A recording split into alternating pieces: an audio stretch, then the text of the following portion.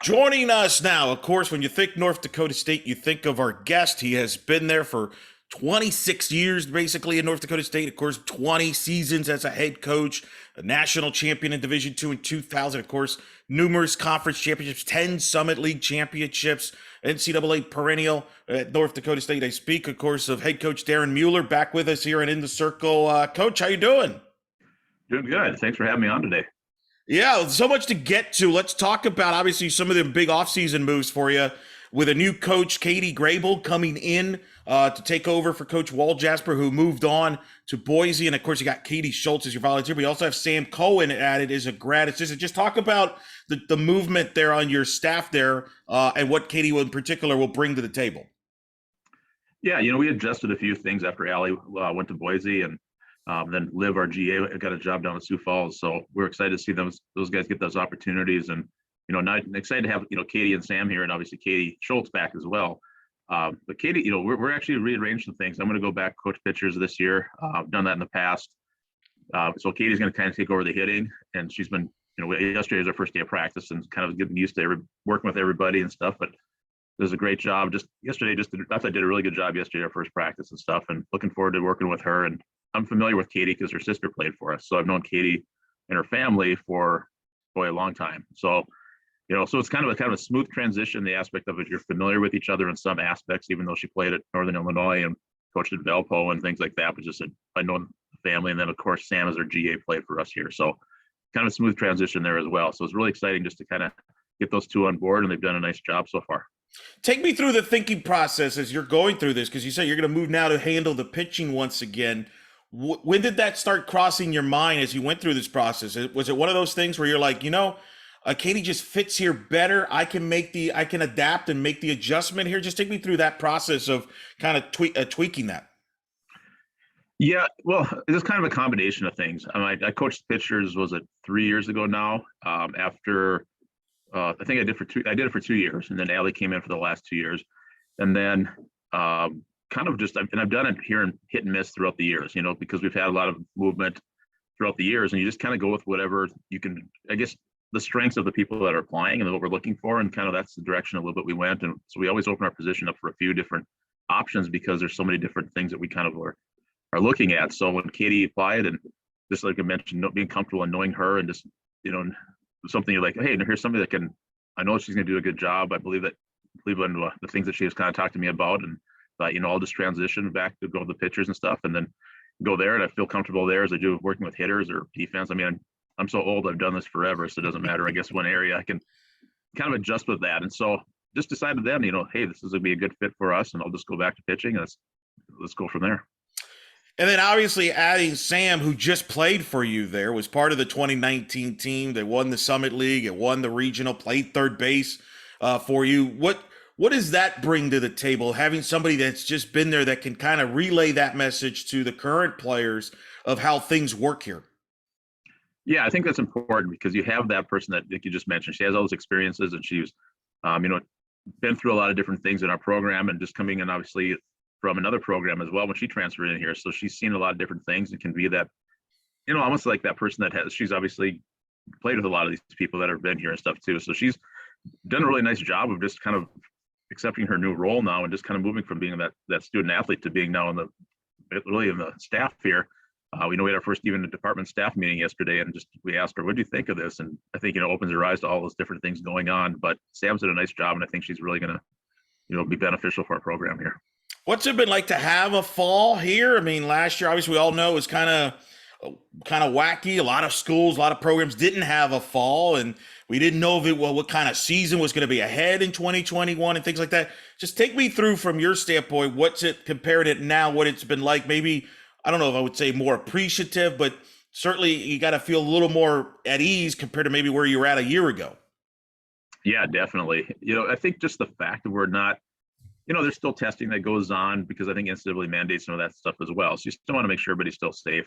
But I think little things like knowing we have a football game, I mean, that's nice, and not having to worry about, okay, what's going on this weekend, even on sports that were, outside sports like soccer and volleyball and football that are playing right now. And I think just that aspect of our student athletes seeing that they're competing, where last year we're sitting here and hey, there might be a game and all of a sudden it's canceled. There might be this. And, they start looking at that and they'll start wondering about their season and what's going to happen with us. And I think it's more of a sense of normalcy a little bit more now than there was last year for everything from our planning, just for our fall games. We can actually go have some fall games. We can have practices and things that we probably weren't able to do as much last year. And I think just that feeling of it is a little bit more normal than it was last year. Just that sense of relief, I think, helps everybody. Do you feel not having that fall last year, not having that you were playing catch up the whole season in 2021 once the season came up? I've had coaches, especially on the West Coast. I remember Jessica Allister I talked to. She said they didn't get on the practice field till February 4th. and didn't really, she had to make adjustments and learn her team on the fly during the season. Was that the same with your team? Did you feel you were playing catch up the whole season? Well, we were fortunate to get out there last fall, and we did a lot more. I guess our philosophy actually last year is let's play as many scrimmage games, situations, and practices than maybe a typical practice, because I felt by us missing half that season before, we have to get some of these people caught up in game experiences, because we have, your sophomores now have only played a half the season, and your freshmen didn't even get a senior, I guess missing their senior year, things like that. So we looked upon it that way, and looking back at it, there's some things I liked about it, but I don't feel like we have the chance to maybe develop our team as much as we usually do. And because we did, that's a great way to put it, we did feel like we're playing catch up a little bit, and probably took that too far into sometimes even to the season, because you'd have people coming in and out because of quarantines. And when you get into your skill instruction, sometimes somebody would miss almost 10 days of skill instruction. So you're trying to catch up here. And, so that's a great way to put it. I never really thought in that aspect, but that's probably what it was for everybody. You didn't know who was going to show up each day for practice, because you get a call. I made a joke with our athletic trainer. She was my best friend last year, because we talked all the time and every day, or 2-3 times a day. So yeah, a lot of catch-ups is a great way to put it. Well, in chemistry, it's hard to develop chemistry with that. We had Amy Hogue, the Utah head coach, on recently. She acknowledged she just felt, a big part of their success, when she's had success, is that chemistry, that camaraderie, because they're not going to have the talent that, say, a UCLA or, and the Washingtons that they compete with in the Pac-12. So they combat that with the chemistry and knowing each other and the instincts. They didn't have that last year because it was difficult with all the protocols in place. Did that feel the same with you, that you couldn't develop that chemistry? Because I know when we've had you on in the past, chemistry is a big part of your team's success. Yeah, 100%. I mean, I agree with what Amy said, is that's a huge part of our program. And I don't think any of us had any fun saying, hey, go get your food and go sit in your hotel room, or go sit in your back in your apartment or your dorm. And I do think that was something that it's missing from our program. And I feel for our sophomores and our freshmen in the aspect, I don't feel like they've had a true feeling of what our program is all about, because we were right before spring break, their freshman year, all of a sudden the season's canceled, and then you have last year. And we do put a lot of emphasis on that from a recruiting standpoint, to when we have people here, and we know we're up in North Dakota, it's cold. I mean, it's not the first destination for a lot of people. So we try to feel like that's something that we really try to get our team to buy into and really be a big part of that. And yeah, that definitely was something that I know as a coach, I hated not having the chance to do those type of things with their team, and have those team bonding type things. And just even on a bus where you're not really just packed together, or things like that, just basically all the individualism. And that's not something our program is about. So really, I don't think that was much fun for even our student athletes to have that type of maybe lack of experience in a season. Which is tough, because with your philosophy, you always play tough schedules, and it's away. You travel usually the first 4 or 5 weeks of the season. You're playing marquee opponents, and even last season you got off to a weird start, because you were supposed to play in Lake Charles. That got canceled due to the weather issues in Texas. And then you end up, I think, opening up in Fayetteville. But it's tough when you don't have that camaraderie and the chemistry, and you're playing some of the top teams right off the bat, for players that all of a sudden, how do you gain that confidence and that trust? Yeah, it was, and you get the long bus trips and you get that, and I actually missed a week because I was out with COVID last year too, during the early part of the season. So as a coach, we came back at Middle Tennessee, I think it was our third weekend, and I actually had treated it like our first weekend because I hadn't seen our team for so long. So on that aspect, I knew how our student athletes felt that maybe didn't get a chance to be there all the time. So it was just so many ins and outs. And like I mentioned, even for myself, not being at practice for a long period of time and missing some games, it kind of gives you a different perspective of trying to get caught up of where's this team at. And it was just a very interesting year, but I think it's something you learn a lot when you go through that, of what we obviously don't want to do, and hopefully ever again for anybody. But how much the importance of the team chemistry in our aspect in our program, and being there for each other and all those different things, and actually just supporting each other and having those experiences that we usually get a chance to do with our scheduling the preseason and all that kind of stuff was something that we definitely, I think, did hurt us a lot. Do you feel, though, having gone through the season that you did and some of the adversity on the field, that the players, that they would be better for it, and that maybe you learned some things about your character of your players, and you maybe even learned some things about yourself and your staff of some things that, hey, some things worked that we might continue to do, and maybe some things you learned that you didn't know that now it might pay off this year? Oh yeah, there are. And I think this goes back to, like we talked about, we know we're going to try to do some more things as a team bonding things. And we know there's still, a variant out there, and there's a lot of things we still have to be safe with as well. But we're really kind of anticipating that things will get better by the time our season comes around in that aspect. But yeah, you learn things even from a practice standpoint. Maybe, we want people there all the time, but maybe we can even cut back a little bit of our time a little bit here, because we were able to do a good job in certain areas of practice, and maybe we're more efficient in our practices because not everybody was there. I mean, kind of what you mentioned, what Jess said about her program is, I think for us, I think it was actually January 20th, around that time is the first time in the whole year we had our whole team in a practice too. Wow. So it was, there's things you learn about probably more on the individual side of things and working with your student athletes. And then goes back, like, I just think the importance of our team chemistry and how our team works together, we're really going to put that emphasis back into it. We're speaking with North Dakota State head coach Darren Mueller here on In the Circle. Let's talk about your team here. Obviously, we'll start with the pitchers since you'll be working with them directly.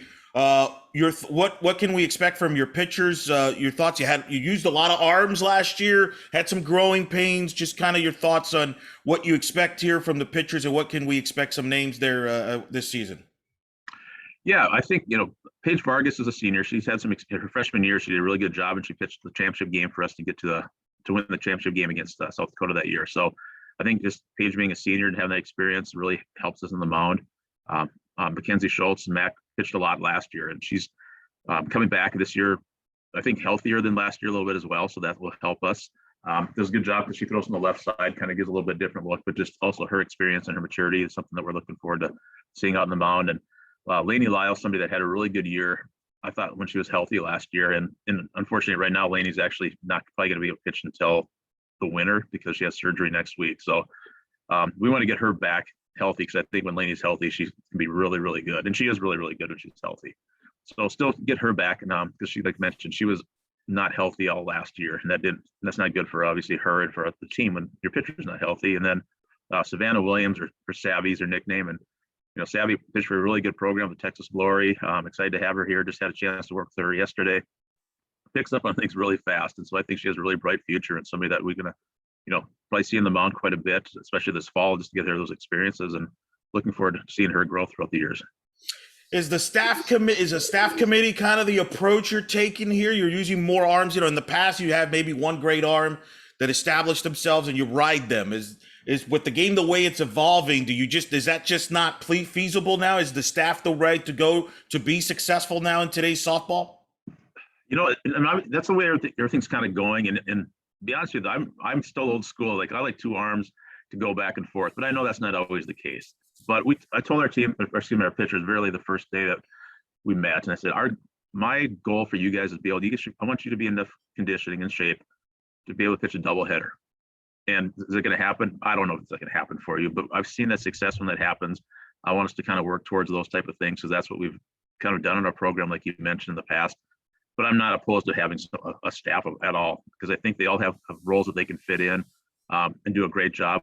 And that's something, as you kind of asked me earlier, that's something I learned last year with our pitchers, is watching them kind of have to be a staff, because we didn't always have our pitchers at every weekend. So we had to do that. So there's some things that I learned that I probably wouldn't have before with working with pitchers that Allie had done and we were able to do. So yeah, definitely taking that approach and just kind of learn to see what their strengths are. And I know obviously the returner is kind of where they're at, but hey, if somebody's hot pitcher, we're going to go with them. But also there's times where we're going to use a staff and kind of go off scouting reports too. Well, it gives you different options too, and it creates, I'm sure, competition internally, makes everyone better deal. And I think that's a healthy situation to have a lot of different options. Oh yeah, definitely. They all give different looks too. So that's something that we're excited about. And again, hopefully, if we get everybody there at the right time and they're all ready to go and healthy to go, I mean, there's a lot of different options we can go with each game or each day. And yeah, that's exciting just to see if that potential that could be there. Talk about your offense. Who are some of the leaders, either vocally or players that will lead by example offensively that you will lean on? Oh, well, one person that really came up last year was Avery Weisson. I mean, Avery, she struggled throughout the years hitting, and last year really just clicked about halfway through the year and just went from. I remember having a conversation with her after one of the weekends early in the year, and she had a great practice, just a great BP, just all the whole hitting session. And I said, if you keep that up, you could potentially be a number 4 hitter for us. And in my mind, when I said that to her, I was not thinking last year. I was thinking maybe this year as a senior. And she just caught on fire, and the ball's jumping off her bat. And she actually started hitting the 4 spot for us near the end of the year. So her bringing that confidence into this year is something we're looking forward to seeing her to continue to grow, because I think hasn't even hit the potential that she's capable of doing. Got a couple of younger ones that didn't get a chance to be on the field as much last year that we're excited about too. I think Molly Gates has a lot of potential to do really well. Just even watching her yesterday, she's gotten stronger, put on a lot of muscle throughout the summer. I'm excited to see what she's capable of doing. Rhianna Rudd too. Rhea didn't get a chance. Rhea had a lot of ups and downs with the just quarantine years. COVID year. So you get a lot of those type of things. She didn't get as many opportunities because she just was not always there. So it's a matter of her getting out. She looked good when I saw her yesterday as well. So one of those things you're like, okay, a couple of young ones, we expected to see some things potentially as freshmen, but now that they're sophomores, we're excited to see what they can do. Yeah, I mean, Avery, to go back to your point, 8 homers, 27 RBIs, 278, really big production there in that middle of the lineup. What do you think you'll have to protect her? Because teams might try to be careful with her. She was a big part of your power game last season. What do you think you might have around her, either at the top of the order, maybe ahead of her, or even behind her to protect her a little bit so she could keep getting those pitches to drive in the runs? Well, if Molly and if Molly and Rhee, have, I don't want to say great years, because obviously they're still, it's maybe their first year really getting on the field a whole lot, but they're capable of being around her, I think, protecting her. Carly Getchis she's a transfer from Northern Illinois that came in, and Carly, I believe, had like 7 home runs, about 30 some RBIs last year in the MAC. So Carly's somebody in the lineup that could potentially protect Avery as well. So there's a couple of different options. I know, Cam Makeup, she has some power. Last year she hit a little bit lower in the lineup, but Cam's kind of shown she's come back a little bit stronger and stuff too. So I think it's one of those things for us. We don't have that set person right now because of the, some of these people just didn't get on the field because we had some 5th-year seniors last year. So they didn't get a chance to be on the field as much as they probably could be. But when you watch them practice and you watch some of these things and you see how they've come back and the motivation they put in the summer, I'm just really excited to see us even compete in the fall to see who can potentially be in those spots, because we definitely want to find that person to do that and hit it and protect Avery. Defensively, how do you feel about your team? I've had coaches tell me that last year their defense wasn't where they wanted it to be because they were, again, not to make an excuse, but it's reality, because you didn't have the normal reps you might have in some cases in the fall, or even coming back later in the, January, February, like some programs have, that their defense, it took them a little while longer and it wasn't as sharp as it would be normally because they're playing catch up. How do you feel about your defense coming into this season? And do you feel that that's going to be improved, just if nothing else, by having close to a normal type schedule, you get those reps in? Yeah, I'm really hoping that improves it, because I think that will, because you said it perfectly there. When you have, I think of one of our outfielders, Des Cardenas. Des had I thought she had a good freshman year, and last year, I know she struggled a little bit, but also knowing that between class schedules and different things, she just wasn't able to get the reps in, like you said. So those type of things where I think Des is going into her junior year can do some things for us defensively, even offensively as well. But I think that's something as you get more of that going back. Here's our practice routine, and here's where we're at. Getting those reps, breaking things down, it's all going to kind of work together. Your pitching and defense obviously is something that works together. And I feel like in our program, that's kind of something we always take pride on, have a good pitching and strong defense to support them. And just getting the continuity within your lineup and within your team. Because, and this is probably about as much my fault as was anything last year too, as I switched the lineups a lot because of different situations. Instead, people are in and out, but also trying to find that right combination. And I kind of want to have us get back to what we've done in the past, of where a little more of a set lineup, and just haven't done that out of those type of things. We haven't been able to. So it adds a little more competition. So I think by having that and people maybe understanding, here's my role and here's my spot, and not having to jump around positions like we had to do a little bit last year, kind of gets you a little more comfortable in your position too. So that's where, as we kind of started this whole conversation of this normalcy, that's where I'm really hoping that comes into play for us. Of the new faces you've got on the roster, who are some names to kind of keep an eye on? Who are some new faces you're intrigued to learn about? Because I've also had coaches tell me that some of the new faces coming in, they're literally getting to know them in person for the first time in a while because you've Yep. had a lot of virtual, you've only been dealing with them virtually for a while. So who are some of the new faces you're intrigued to see in the fall in person and you feel that could possibly contribute to the team? Well, I kind of mentioned Savvy Williams a little bit earlier as a pitcher. Just exactly. Yeah, you have the Zoom, I guess, recruiting and all this virtual recruiting last year. So now you get a chance to be on campus and work with you. And thankfully, I had a chance to watch her compete this summer. It was nice getting back out this summer again. It was great. But so I think Savvy, I'm just really excited about her and her potential and her future. I mentioned Carly as well coming in. I think Carly's somebody's going to add a lot to our program as well. Chloe Woldruff is another one. She's plays third base, played for a really good travel program. Potential for a lot of power. So I think, third base with Sam graduating and now being in our GA, we have some really good competition and some good athletes at third between Carly and Chloe. And then Emily Baringa is somebody that surprised us a lot last year. Emily came in. We thought she'd just be once in a while be competing and knew we had a very experienced outfield with a couple of fifth-year seniors. And really excited to see what Emily's going to do because she had to start a weekend because one of our fifth years was out, and you couldn't tell the difference. And now Emily came back. She's stronger. She looks a little bit faster. I mean, the ball was popping up her bat. I was like, man, I can't wait to see her just really become an everyday player for us. So really excited to see what was ahead of it for Emily as well. Will you talk to your team about do you bring up the standards that are in this program? I mean, you've been a perennial postseason team, conference championships. I mean, it goes on and on with the tradition you've built there. Do you bring that up as something, hey, we need to get back to where our standards are? Do you tell your leaders to remind the youngsters about that? How do you address that? Because obviously last year you had your rival, South Dakota State, wins the league. They got to see, I have to believe from a player standpoint, I would be motivated seeing that, like, well, we got to get back to that spot. Is that something that gets discussed? I guess the best way for me to put it is I think our alumni took care of that. I love that. I love that rivalry. I just love that. Yeah. They took care of it. We had some weddings this summer, so I know that our alumni had a lot of conversations for some returners.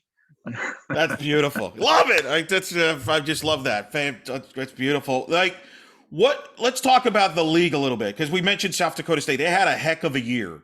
Coach Wood has done a great job over there. They win the league. They get to win a game in the NCAA tournament. You saw them up closer. I know you weren't surprised, but when you see that team there, what was going through your mind? Because they represented the league very well. And I thought, to me, this was an overall positive from a league standpoint. Your thoughts on their run there and how that could help the league? Because I think the perception was, well, it's North Dakota State and everybody else, but this league has grown. I think it's great. They deserved to win it last year. They were by far the best team. Krista's done a great job. I've known Krista since she played. Again, aging myself. So, Krista's done a great job on there. So I wasn't surprised at all. I knew some of the kids they have recruiting and help coming in. Just like this year, you just know they're still building, and it's great to see, I think, for our conference. Because you look around, I think the whole conference has gotten stronger. I thought last year overall it was the best pitching year I've seen in our conference since we've been in it. But the SDSU definitely, they have a lot of people coming, the whole team's coming back. So obviously they're going to be the favorites going in. And, I think it's something that for us in our program, it's a different way that we probably come in other years, but I think, hey, this is where we're at. This is great. This is great for us because we got to continue to get better. And sometimes you can get complacent, not as a team, but sometimes you get within your program. So I think it's great to have South Dakota State and a lot of these teams in our conference actually had really good years. Yeah, Missouri, Kansas City was a great year. I thought for a while there they could be in the mix for the conference championship and perhaps postseason as well. They had some quality non-conference wins overall. And this is, to me, can the Summit be a two-bid league? I feel like that's the conversation, because one of the things that kind of worried me, Coach, was, South Dakota State was having this great year. They get upset in the conference tournament, double elimination. They got to win it. And I remember the conversation over that weekend is like, well, if they don't win the tournament, are they going to be in or not in the field? I was like, wow, that's nuts. But it was reality. Has there been talk around the coaches about, hey, let's get the word out. This league is good. We could be a multi-bid league, because when you get your good teams in South Dakota State's, there's no reason why you can't be in the mix for being a multiple bid league.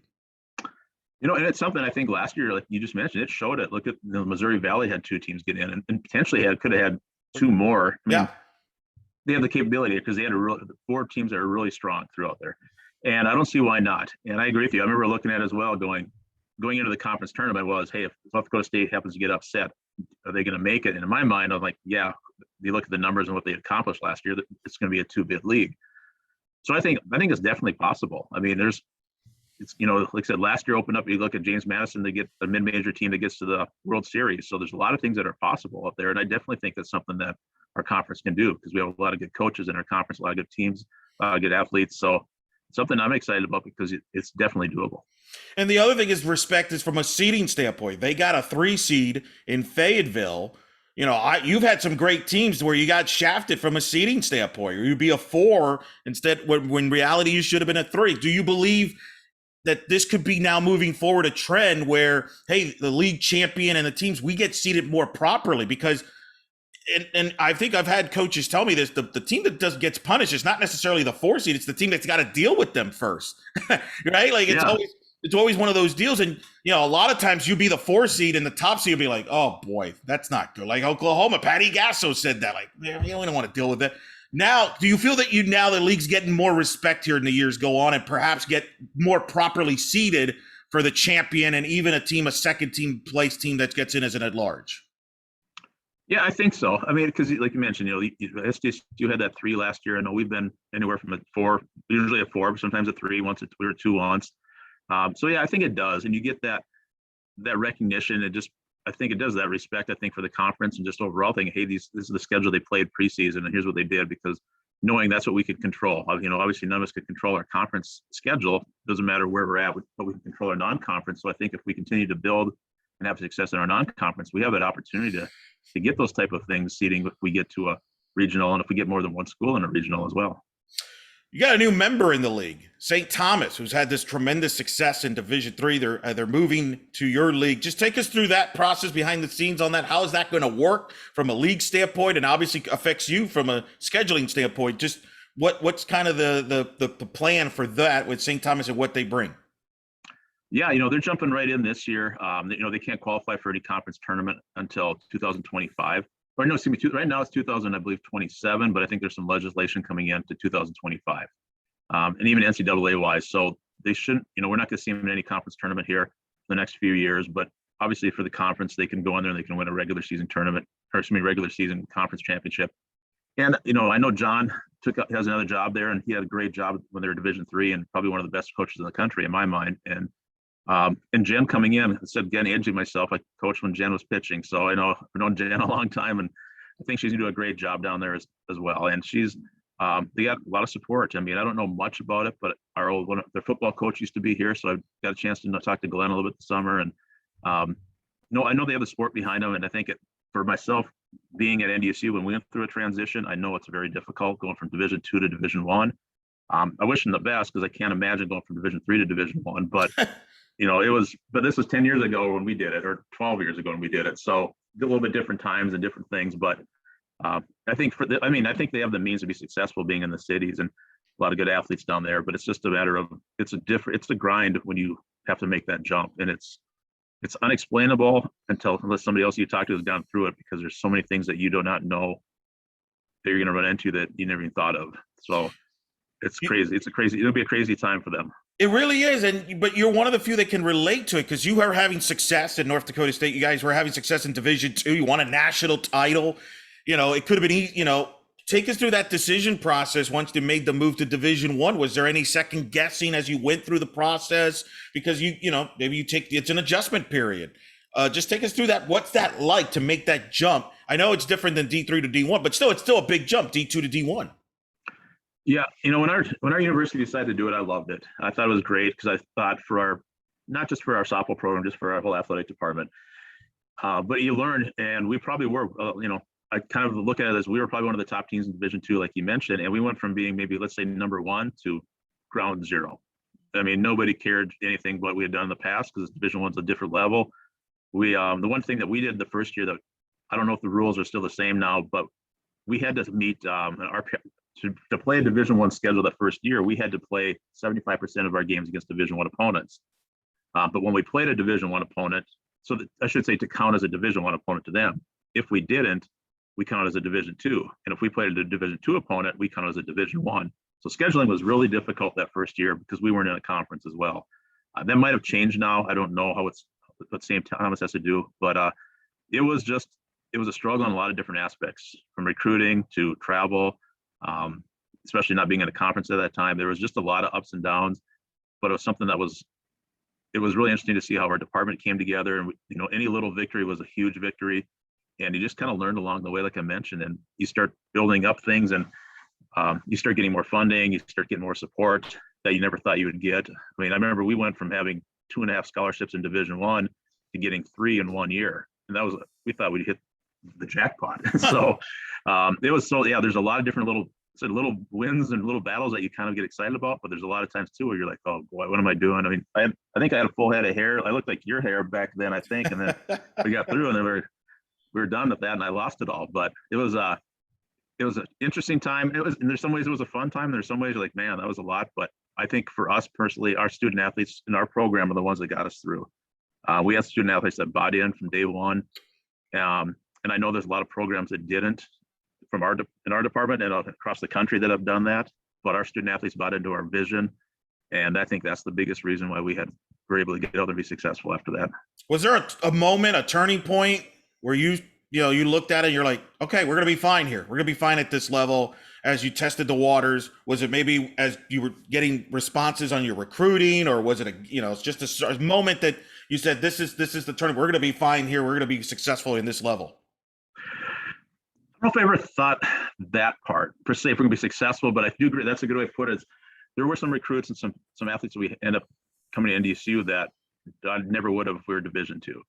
And I think, I think of like Melissa Shimoleski and Laurel Pipkin and those guys in their class, and people like Kelly Cantrell, the ones when we started getting athletes like them and what they've done for our program, that's when you started going, wow, we have a chance to be pretty good here. Not to the point of, I've never thought that we would have success, I guess, consistently, like we were fortunate to have, but it was just like, okay, Division I wise, this is what we have to do. We have to change our approach in this aspect. So you looked at different athletes that you never thought you'd look at before, and even sometimes we went, I guess, bigger than our school should have been, and we sometimes got some of those athletes, recruiting against some of the Big 12 and Pac-10 and those type of schools, and all of a sudden you're like, oh, they're interested in us. This is interesting. So that's the stuff that's when you start thinking, hey, this is going to be a little bit different than what we're used to. Yeah, no doubt. A couple more things to go. First of all, for North Dakota State football, of course, you guys got another quarterback now in the NFL. Yep. Trey Lance, a lot of hype, played one game in the spring. He had his unique year as well. That was kind of unique, his situation. But give us a scouting report. You got Trey Lance now. You're doubling up on quarterbacks here in the NFL. Yeah, we got Trey. Easton's the Chargers, and we got Carson, with the Colts. I'm fortunate in my office. I can look out the window, and then every summer those guys are working out. And honestly, all three of them are great people, great guys. I think Trey is going to be good. I think he's going to be really good. I wouldn't be surprised if we played a little bit this year. He's pretty athletic. He's pretty good. He's got it all from what I've heard from talking to our quarterback coach and just other people around here. But I think he's going to be really good. Is that something you use in recruiting? Like, hey, look, that's an NFL player that went here. You could be that successful even here in softball, or even as a student athlete here at North Dakota State. Whatever you want to do, you can accomplish here. Look at him as an example and others. Oh yeah, definitely. I mean, we feed off our football program constantly, and we have a football game this weekend. We have one next weekend. So it's big recruiting weekends for everybody around the whole department. Yeah, we definitely do, because once I start traveling and I wear NDSU stuff, I mean, I'm either stopped and asked, depends on what part of the country I'm in. I'm either asked about Carson when he was at Philadelphia, or I've asked this summer, I got asked about Trey a lot. You get just different things like that. So I think people are aware. So yeah, our football program, obviously the success and what those guys have done in the NFL is something that we definitely feed off of. Of course, obviously, we've talked about your staff. One member we didn't mention was your associate head coach, Teresa Olson. Obviously, you've known for a long time, played for you. Obviously, he's been on your staff for a while. Compare Teresa Olson, the player, to Teresa Olson, the coach. How are they the same? How are they different? Oh, that's a great question. want me to bring her back in the office? We can put her put her on the spot or put me on the spot on this one. I think, one thing similar is just the softball IQ. I think that's something she has as an athlete and something she has as a coach. And I think that's something that is very similar right there. So Teresa, the player, that's good. I mean, obviously you get a little bit, you're not an athlete anymore, so you can't probably have the fun and the excitement and sure those type of things. You got to be a little more of an adult, I guess, around the team, but she still has that side of it. I think there's a lot, I don't know if there's much differences, but a lot of similarities, I guess, of her as a player and that as a coach.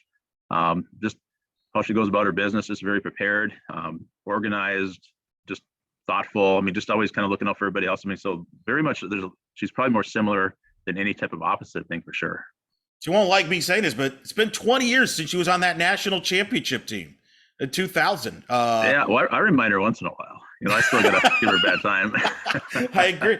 But, I mean, that's a special year, I know. And I don't know if you were able to celebrate 20 years or not. But still, I mean, when you think back to that year, that national, being part of that national championship, she being a part of that, what's the thing that you tell your current players about that? Because I'm sure there's a history lesson there. You've got someone on your staff that has a ring on her finger. Yeah, it's D2, but it's being successful. That's the standard. That's really where the standards started building, right? Is during that time period. She's an alum. So I'm so fascinated by that I got to believe that registers with the current players.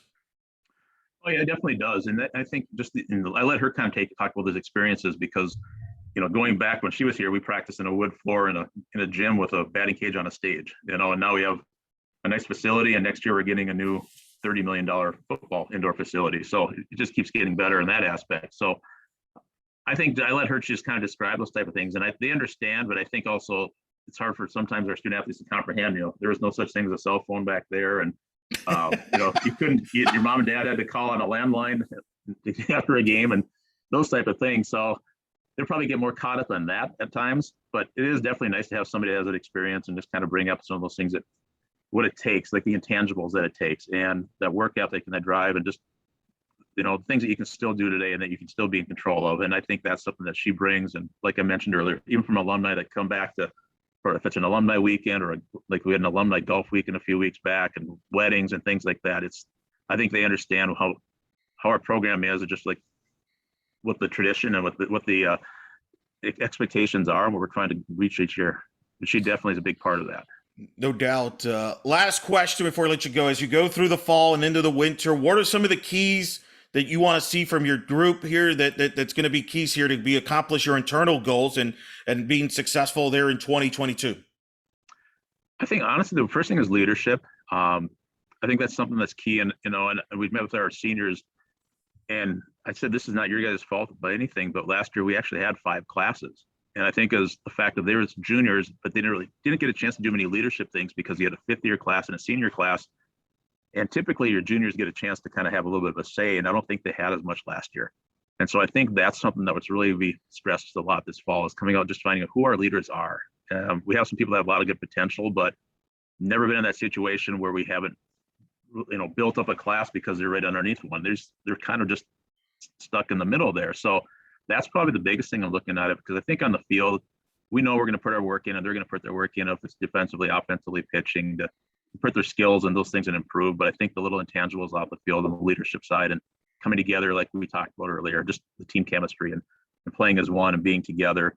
I think that's always a constant thing you're working on, but I'd like to see us come out of the fall and be a little bit working together towards one common goal.